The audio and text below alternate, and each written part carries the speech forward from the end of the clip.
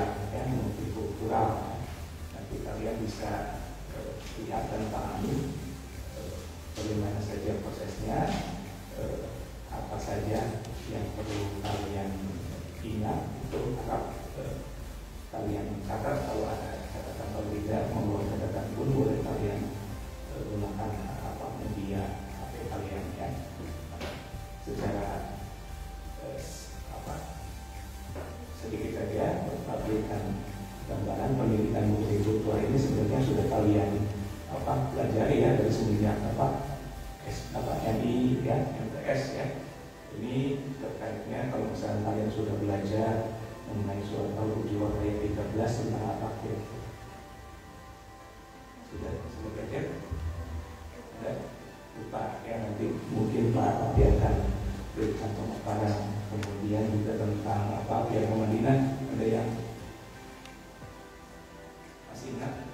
Nah, itu mungkin nanti, ya, tentang perbedaan-perbedaan ras, gender, kemudian latar belakang etnis, gitu, ya. Nah, itu ini yang akan ditekankan pada pembelajaran kali ini, ya.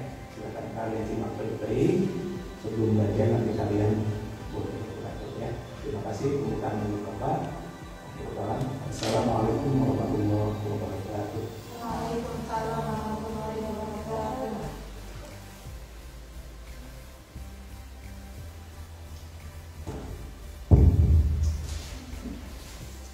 Bismillahirrahmanirrahim. Assalamualaikum warahmatullahi wabarakatuh. Waalaikumsalam warahmatullahi wabarakatuh. Bagaimana kabar semuanya? Sehat? Alhamdulillah. Alhamdulillah. Yang tidak hadir berapa orang berarti? Dua dari 11, ya. Ya, dari 11. Karena yang masa pandemi ini jadi tatap muka terbatas, hanya setengah dari seluruh jumlah kelas. Baik, di sini Bapak akan menyampaikan suatu materi tentang Al-Quran hadis sebenarnya, yaitu tentang mencintai kedamaian, di mana materi ini sudah disampaikan dan pada salah satu KD yang ada di Al-Quran hadis. Nah, tetapi pada materi ini Bapak selipkan ada pendidikan multikulturalnya dalam materi mencintai kedamaian. Apa itu multikultural nanti akan dijelaskan. Jadi tujuannya, yang pertama, siswa dapat menganalisis ayat-ayat Al-Quran tentang mencintai kedamaian dan mengaitkannya dengan fenomena sosial yang multikultural, kemudian memberikan pemahaman dan pengetahuan kepada siswa mengenai multikultural dan sejarahnya, serta pentingnya sikap toleransi terhadap keberagaman yang bisa dikaitkan dengan materi mencintai kedamaian. Itu dua tujuan yang akan kita capai. Yang pertama, kita akan membahas dua surat dulu, yaitu tentang ayat mencintai kedamaian, surat Al-Hujurat ayat 9 dan surat Al-A'raf ayat 199. Yang pertama, yaitu Quran surah Al-Hujurat ayat 9 yang bunyinya, A'udzubillahi minasyaitonirrajim, wa in ta'ifatani minal mu'minina qatatalu fa aslihu bainahuma fa in baghat ihdahuma 'ala al-ukhra faqatilul lati tabghi hatta tafi'a ila amrillah fa in fa'at fa aslihu bainahuma bil 'adli wa aqsitu innallaha yuhibbul muqsitin. Yang artinya, dan kalau ada dua golongan dari mereka yang beriman itu berperang, hendaklah kamu damaikanlah. Jadi ketika kalian mendapati ada dua golongan atau ada dua orang, ya, dalam jumlah sedikit, ketika mereka sedang bertengkar, hendaklah kalian apa? Damaikanlah, dileraikan, ya, antara keduanya. Tapi kalau yang satu melanggar perjanjian terhadap yang lain, hendaklah yang melanggar perjanjian itu kamu perangi sampai surut kembali pada perintah Allah. Kalau dia telah surut, damaikanlah antara keduanya menurut keadilan dan kehendak. Dan hendaklah kamu berlaku adil.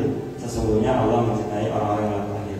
Jadi ini konteksnya ketika zaman Rasulullah ada dua golongan, ya. Ada dua golongan. Antara mereka sudah ada perjanjian untuk saling tidak berseteru. Tetapi karena ada salah satu yang melanggar, ya makanya tunggu dulu sampai surut percakapan itu, baru kita damaikan antara dua golongan tersebut. Nah, dari ayat tersebut dapat kita ambil kandungannya. Yang pertama, jika ada dua golongan yang bersangkutan, maka harus diusahakan supaya mereka berdamai. Dan jika salah satu pihak membangkang, maka harus diperangi hingga tunduk dan bersedia mengadakan perdamaian. Dan yang kedua, semua usaha perdamaian harus dilandasi keadilan dan diselesaikan secara tuntas. Jadi ketika kita mendamaikan antara dua kelompok itu tetap harus berlaku adil. Kenapa harus adil? Kenapa harus adil? Kenapa? Agar apa? Agar menghindari perseteruan, agar konfliknya selesai, agar tidak ada yang dirugikan. Konsep adil kan seperti itu. Kemudian yang kedua yaitu Quran surah Al-A'raf ayat 199 yang bunyinya, A'udzubillahi minasyaitonir rajim, khudhil 'afwa wa'mur bil 'urf wa'rid 'anil jahilin. Jadilah engkau pemaaf dan suruhlah orang mengerjakan yang ma'ruf. Ma'ruf itu apa? Kebaikan, ya, kebaikan. Serta berpalinglah daripada orang-orang yang bodoh. Maksudnya apa? Dari ayat ini dapat kita pahami bahwa kita sebaiknya menjadi orang yang pemaaf, ya. Meskipun ibaratnya kalau kita nggak terlalu salah dengan teman kita, ya kita minta maaf duluan untuk menghindari konflik, ya. Jadi biar tidak berkepanjangan, karena dalam hadisnya kan kita tidak boleh berseteru dengan saudara semuslim selama 3 hari, 3 malam, ya. Tidak boleh lebih dari itu. Itu dalam hadisnya seperti itu. Kemudian kita juga disuruh untuk mengerjakan yang ma'ruf, kebaikan, entah itu kebaikan apapun, kita disuruh seperti itu. Serta berpaling daripada orang-orang bodoh. Maksudnya apa? Ketika kita dihadapi dengan orang yang tidak mengetahui tentang sesuatu, sedangkan kita tahu, kita sebaiknya diam saja, ya. Gak usah diladenin, ya. Kan misalkan menghadapi di medsos atau apa, kan banyak tuh. Jadi mereka itu sok tahu kan. Lebih baik kita ya udah biarin aja, gak usah diladenin. Karena ketika kita meladeni orang-orang bodoh seperti itu yang tidak tahu etika, tidak tahu masalah seperti apa, tidak akan ada hasilnya, ya, tidak ada solusinya. Nah, dari kandungan surah Al-A'raf ini ada 3 prinsip, ya, ada 3 prinsip. Yang pertama, sikap pemaaf dan berlapang dada, ya. Jadi ketika ada masalah, kita lebih baik meminta maaf duluan, kemudian berlapang dada. Jadi anggap enjoy aja. Kemudian yang kedua, menyuruh manusia berbuat baik, tadi udah.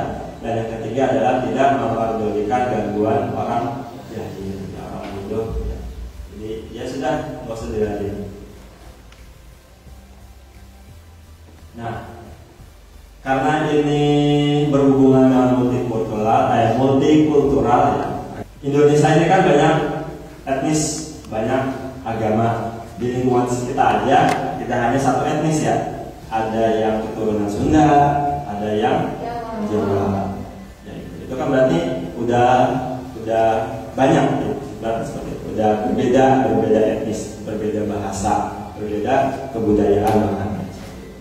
Nah, jadi kita akan bahas mengenai multikultural karena sangat berkaitan dengan mencintai kedamaian. Kalau kita damai dengan antar etnis, antar budaya segala macam, gitu, kita juga akan merasa damai, tenang dan sebagainya.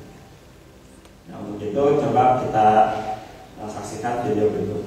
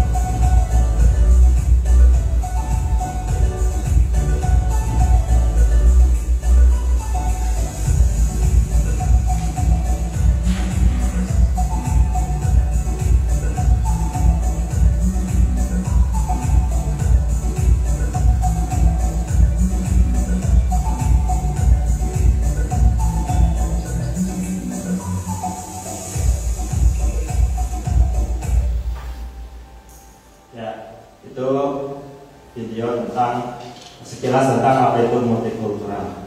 Ya, dari video itu dapat kita simpulkan apa kira-kira? Coba saya ingin minta pendapatnya. Nawa, apa? Keragaman budaya Indonesia. Keragaman budaya yang ada di Indonesia. Kemudian Nida, coba Nida, apa? Dari video tadi kamu dapat apa?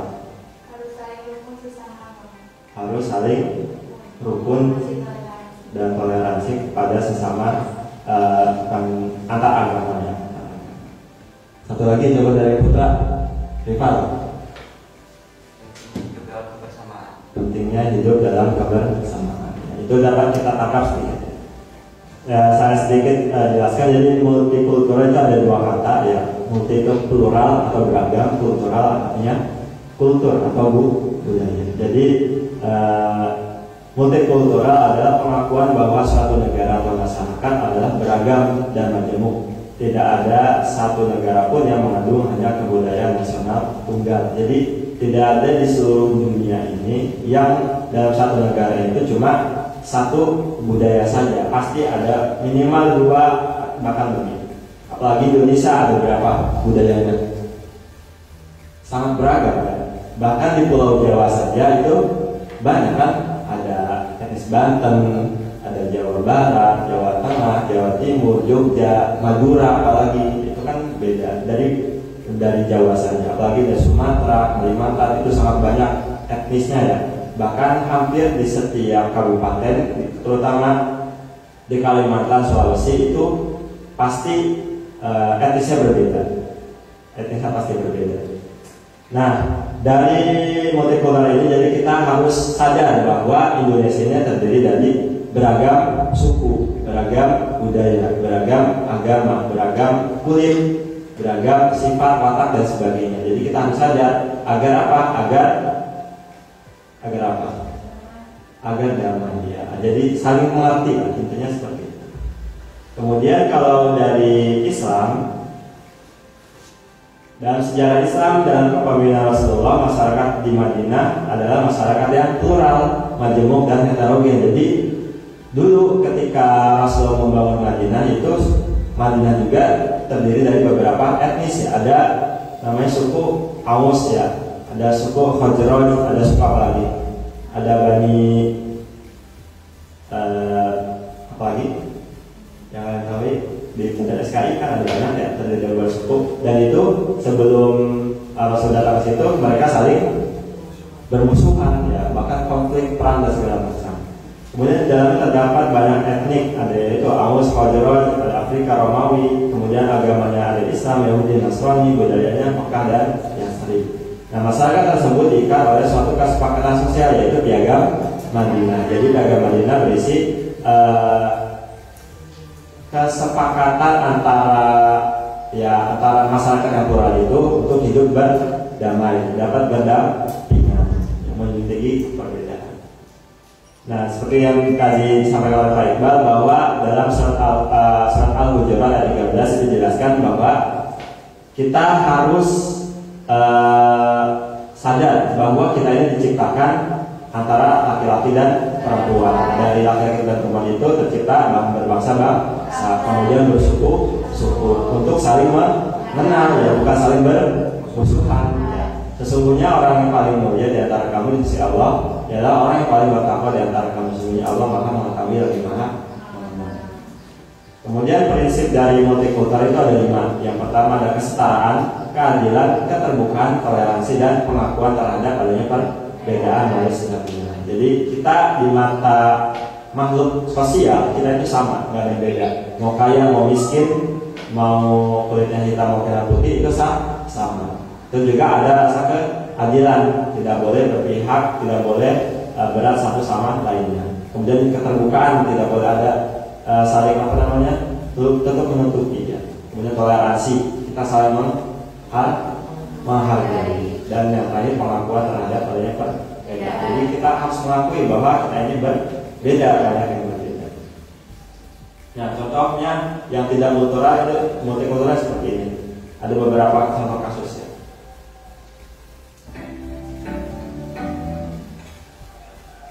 Kerusuhan di dalam perang yang pernah menguncang Indonesia. Koran Sindu, Rabu, tanggal 18 April tahun 2018 pukul 7 waktu Indonesia Barat. Kerusuhan massa pernah terjadi di beberapa daerah di Indonesia. FOTWSD. Kerusuhan atau huru-hara terjadi ketika sekelompok orang berkumpul bersama melakukan tindak kekerasan terkait perlakuannya. Dianggap tidak adil ataupun sebagai upaya penentangan terhadap sesuatu. Penyebab kerusuhan beragam mulai buruknya kondisi ekonomi, penindasan pemerintah terhadap rakyat, hingga konflik agama atau etnis. Berikut ini kerusuhan yang pernah menguncang Indonesia. Sebelumnya bagi sahabat yang belum subscribe, silakan klik tombol subscribe dan tombol lonceng agar tidak ketinggalan video menarik lainnya, dan itu gratis. 1. Kerusuhan Sampit. 3 tahun setelah kerusuhan Mei tahun 1998, sebuah kerusuhan baru hadir.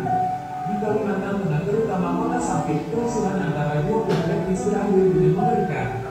Setidaknya ratusan warga meninggal. Penyebab dari kerusuhan antara etnis Madura dan Dayak ini masih simpang siur. 2. Kerusuhan Sambas. Selain di Sampit, di Kabupaten Sambas, Kalimantan Barat pun sempat terjadi kerusuhan berdarah. Bahkan di sini korban yang jatuh memasuki angka ribuan. Hampir sama dengan kerusuhan di Sampit, kerusuhan Sambas yang terjadi pada tahun 1999 ini disebabkan oleh pergesekan antara suku pendatang dengan suku pribumi, yaitu antara suku Melayu dan Dayak dengan suku Madura. 3. Kerusuhan Poso. Kerusuhan Poso adalah rangkaian kerusuhan yang terjadi selama 3 gelombang. Kerusuhan pertama terjadi pada 1998 hingga berlanjut di 2000 sebanyak 2 kali. Kerusuhan ini membuat stabilisasi Poso dan kota sekitarnya jadi anjlok. Jika 2 kerusuhan sebelumnya dipicu isu etnis, kerusuhan yang terjadi di Poso dipicu oleh masalah agama. 2 agama besar di Poso, Islam dan Kristen saling adu kekuatan dan merasa benar. 4. Kerusuhan Tanjung Priok. Kerusuhan parah terjadi di kawasan Tanjung Priok pada 1984. Kerusuhan yang diakini sengaja dipicu ini menimbulkan dampak cukup mengerikan. Bangunan di kawasan Tanjung Priok banyak dirusak dan akhirnya terbakar. Dalam kejadian ini setidaknya ada 24 orang warga yang tewas ditembaki, lalu 9 lainnya terbakar oleh api. 5. Kerusuhan di Ambon, 1999. Konflik yang ada kaitan dengan agama terjadi di Ambon sekitar tahun 1999. Konflik ini akhirnya meluas dan menjadi kerusuhan buruk antara agama Islam dan Kristen yang berakhir dengan korban meninggal dunia. Orang-orang dari kelompok Islam dan Kristen saling serang dan berusaha menunjukkan kekuatannya. 6. Kerusuhan Ahmadiyah Lombok. Kasus konflik kekerasan Ahmadiyah Lombok atau Transito Mataram antara kurun waktu 1998 sampai 2006.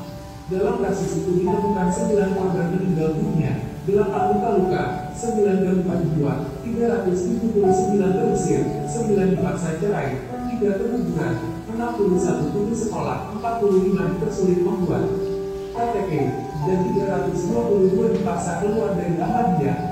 Kemudian konflik lainnya berlangsung hingga 7 kali penyerangan yang masih punya 8 tahun warga jadi pengungsian. Cakupan konflik ini mencapai 4 wilayah provinsi, yakni Lombok Timur, Lombok Tengah, Lombok Barat, dan Kota Mataram.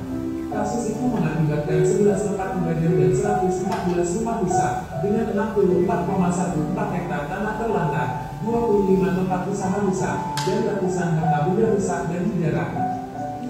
Kerusuhan Lampung Selatan. Kasus konflik kekerasan di Lampung Selatan mengakibatkan 14 korban meninggal dunia, belasan luka parah, dan 1.700 warga mengungsi.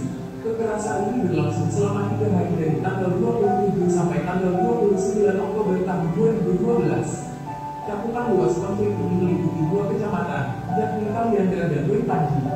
Total kerugian akibat konflik itu mencapai 24,88 miliar, 532 rumah rusak dan dibakar. Dan itu adalah konflik-konflik yang pernah terjadi di Indonesia. Semoga untuk kedepannya tidak ada lagi terjadi konflik. Kita semua saling menghormati dan menghargai satu sama lainnya, agar menciptakan kedamaian dimanapun berada. Terima kasih. Ya, itu. Jadi ada beberapa kerusuhan yang sudah terjadi di Indonesia. Ya, kita tidak berharap kerusuhan itu terjadi kembali, sangat tidak berharap. Ya, karena pasti menimbulkan banyak korban, entah itu korban secara fisik maupun secara mental. Ya. Tapi kalau sudah korban mental sangat sulit diobati. Jadi dari video itu kira-kira yang menimbulkan konflik itu antar apa dan antar apa? Coba Rifa, tadi antar apa dan antar apa? Antar agama dan suku. Ada antar agama, ada antar suku. Kemudian Siti apa? Antar agama juga antar suku. Ada satu lagi yang tadi di Ruslan Yungkrik itu kira-kira jawabnya apa? Ada yang bisa jawab? Golongan, ya bisa. Ya, jadi dari ketujuh kerusuhan itu, yang pertama ada antar etnis, ada antara Jawa dengan Jawa, Madura dengan Dayak, ada Dayak dengan etnis apa Melayu dengan Dayak, dengan Madura lagi. Kemudian ada antar agama Islam dan Kristen, ada antar etnis antara Bali dengan Sumatera ya. Kemudian ada antar golongan yaitu Ahmadi. Nah, berarti kan dari sini banyak pertanyaan, kenapa mereka bisa konflik? Sebenarnya apa sih yang melatar belakangi konflik tersebut? Setelah ditelusuri, ternyata dari beberapa urusan itu biasanya muncul dari konflik antar individu, biasanya antar pemuda. Misalkan rival dengan Rifa ini konflik, bertengkar. Kebetulan Rifa ini dari Sukabumi, kemudian Rifa dari Lakbok, dari Purwadadi. Itu kan beda desa ya. Nah, dari dua orang ini, dari tadinya cuma dua orang, itu bisa jadi antar desa. Kemudian setelah dikembangkan lagi, ternyata desa ini beda etnis, jadi antar etnis meluas sampai tingkat kecamatan. Terus sampai tingkat kabupaten dan sebagainya. Berarti itu kan dari konflik yang kecil bisa meluas bahkan sampai satu pulau. Jadi sebaiknya kita dalam kehidupan itu sebaiknya menghindari konflik. Apapun masalahnya, coba diselesaikan dengan pikiran yang tenang, jangan dibawa emosi. Bahkan saya lihat di medsos, cuma gara-gara kesenggol pas di lampu merah sama motor aja langsung turun, langsung dihantam segala macam. Itu kan berarti kan dia tidak bisa mengatur emosi. Apa sih cuma disenggol doang, paling lecet doang, ya dibicarakan baik-baik lah bisa kan ya. Daripada langsung main badan, langsung main tangan, itu kan berarti perbuatan yang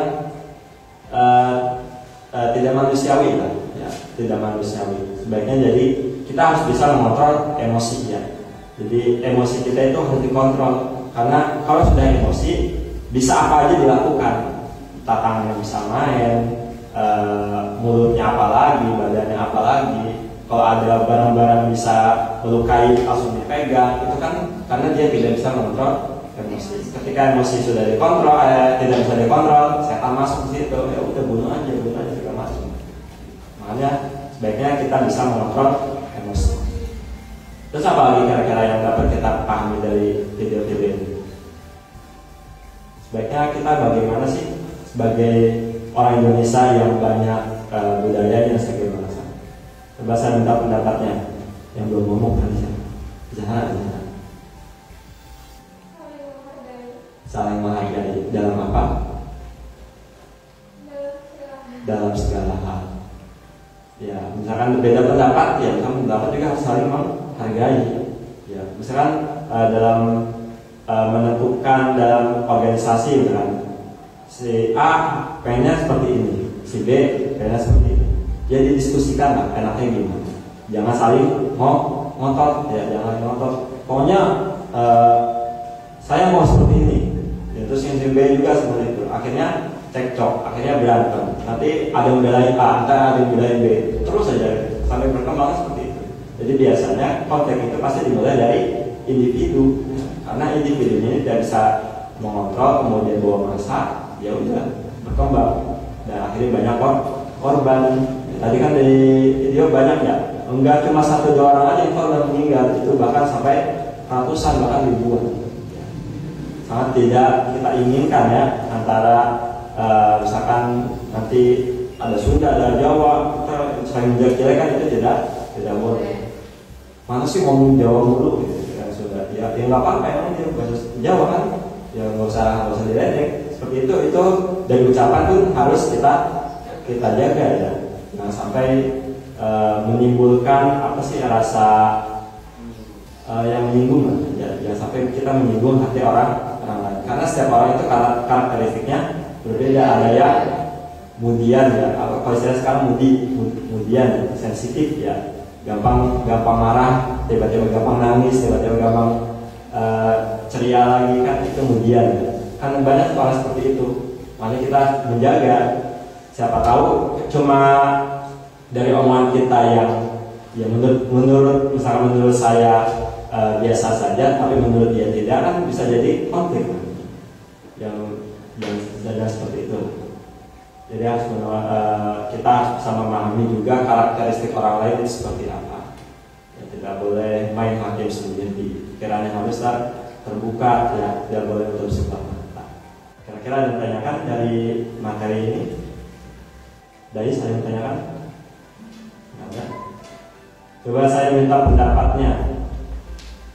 Ketika ada orang yang berbeda dengan keyakinan kita, jangan beda agama, antar golongan, antar Islam kan golongannya banyak. Nah itu bagaimana pandangan kita terhadap yang beda paham pemahaman dengan kita? Kita harus ngapain sih? Coba ya. Apa yang sebaiknya kita ngapain sih dengan orang yang berbeda paham? Pendapat kamu gimana?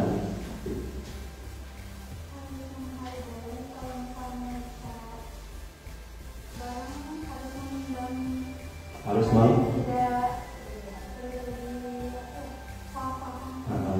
jadi harus menghargai ketika ada perbedaan biar tidak ada kesalahpahaman.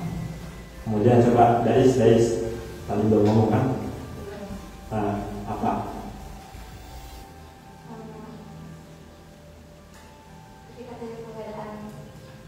Atau pemahaman dalam Islam itu kan banyak golongan tuh. Nah, kamu menghadapinya gimana?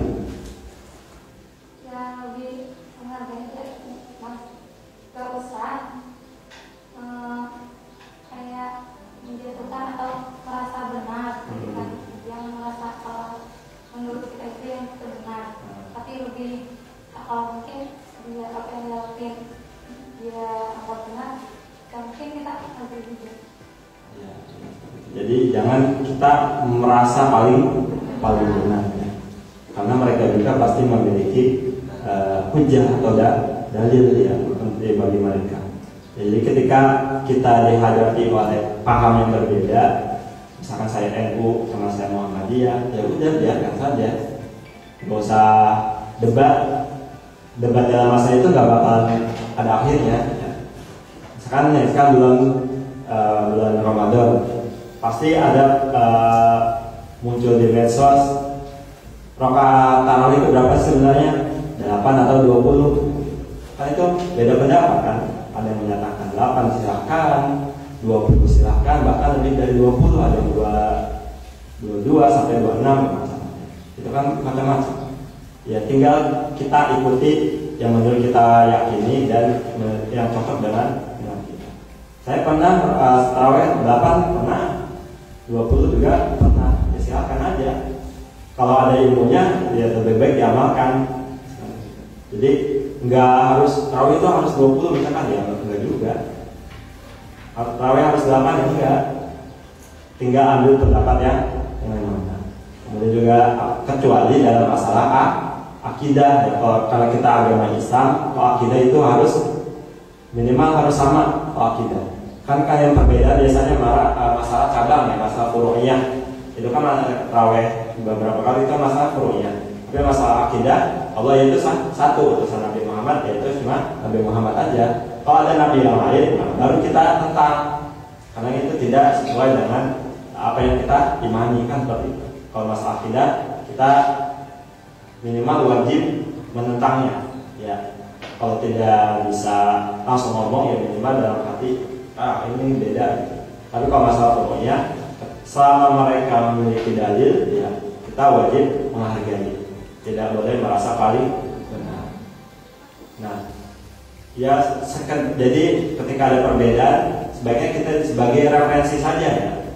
Jadi sebagai nama ilmu, oh ternyata kalau menurut pemahaman mereka ternyata seperti ini. Jadi kita nambah ilmu. Karena siapa tahu ketika dalam keadaan darurat kita bisa melaksanakan hal yang itu. Selama itu masih ada dalil nggak apa-apa. Kan masih seperti itu. Nah baik, ada yang tanyakan lagi dari masalah mencintai kedamaian yang disertai ada nilai multikultural, atau punya contoh kasus segala macam, gimana? Ada? Atau di kampungnya misalkan pernah ada cekcok segala macam antar tetangga, antar desa, bahkan yang bisa meluas, itu ada nggak? Pernah nggak? Nggak pernah ya, alhamdulillah. Jadi yang penting kita saling menghargai, saling toleransi. Ya seperti yang saya jelaskan di kelas kemarin ya, ketika kita dihadapi oleh banyak agama, ya banyak agama, kita boleh saling toleransi, tapi hanya sebatas kita menghargai mereka untuk melaksanakan ibadah sesuai dengan yang mereka yakini. Tetapi kita tidak boleh meyakini apa yang mereka yakini. Ya seperti itu. Jadi silakan Anda ke gereja, silakan, saya tidak ikut.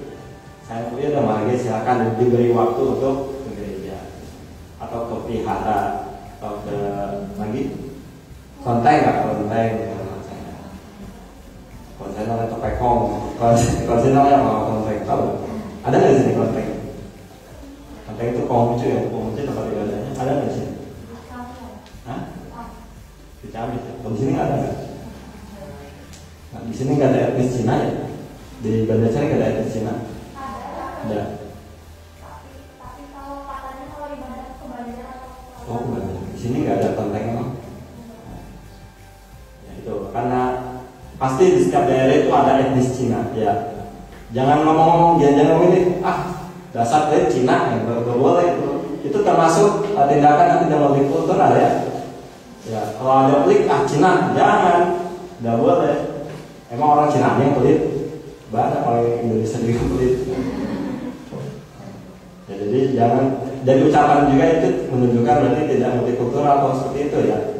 Misalkan kayak kemarin saya contohkan juga yang putri ini banyak ngomongnya, yang laki jangan cewek ini banyak ngomongnya gitu. Jangan seperti itu juga tidak boleh. Karena diusahakan juga berarti kita tidak mencerminkan pendidikan multikultural. Jadi apa itu pendidikan multikultural? Apa tadi? Coba yang bisa angkat tangan.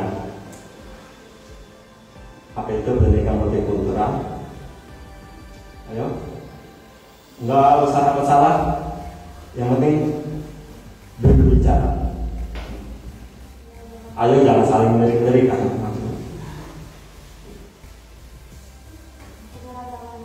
Hah? Keberagaman budaya itu multikulturalnya. Apa pendidikan multikulturalnya apa? Ya kalau multikultural itu keberagaman budaya. Tapi kalau pendidikan multikultural itu apa? Apa yang bisa bantu? Kalau bisa bantuan dari dia? Nur Hayati.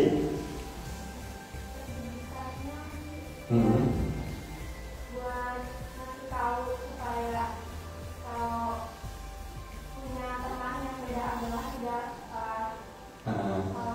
tuduhan, tidak menghargai, tidak Ya gitu. Jadi pendidikan multikultural ada pendidikan multikultural ada pendidikan yang menyadarkan kita bahwa kita ini beragam ya. Kita memiliki banyak perbedaan, kita memiliki banyak kultur ya, budaya segala macam. Nah dari kesadaran itu sehingga kita bisa melahirkan yang namanya sifat menghargai, sifat sikap toleransi, saling menghargai sesama ya. Jadi kita hidupnya ada damai dan terciptalah kedamaian. Ya saya kira saya cukup. cukupkan ya untuk materi hari ini. Ya, mudah-mudahan kita bisa memetik hikmahnya, kita bisa menerapkan dalam lini kehidupan kita ya. Minimal di keluarga dulu ya. Jadi keluarga juga saling menghargai, sekadar perbedaan pendapat antara kakak dengan adik dan orang tua itu harus gimana caranya kita saling menghargai dan menemukan solusi. Kalau apalagi nanti ke masyarakat dan sebagainya. Jika tidak ada yang ditanyakan lagi, saya cukupkan. Wa akhiran, wassalamualaikum warahmatullahi wabarakatuh.